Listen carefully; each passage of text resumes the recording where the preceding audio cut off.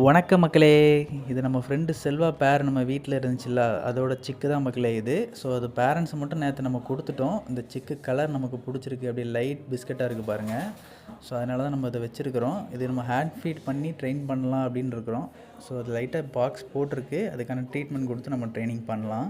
அதே மாதிரி பாருங்கள், நம்ம முதுகு செவலையோட ஃபீமேலோட வயிற்றில் எக்கு ஒன்று ஒட்டிகிட்டு இருந்துச்சு.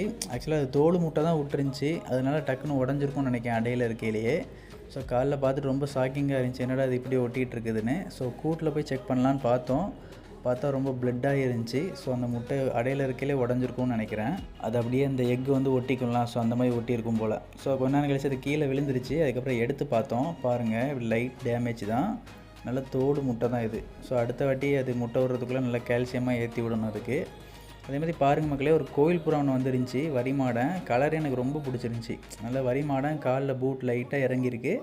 அந்த பூட் வந்து ஒயிட் கலரில் இருக்குது. ஸோ பார்க்க நல்லா இருந்துச்சு, மேலுன்னு நினைக்கிறேன். இது எப்படி இருக்குன்னு மறக்காமல் கமெண்ட் பண்ணுங்கள் மக்களே.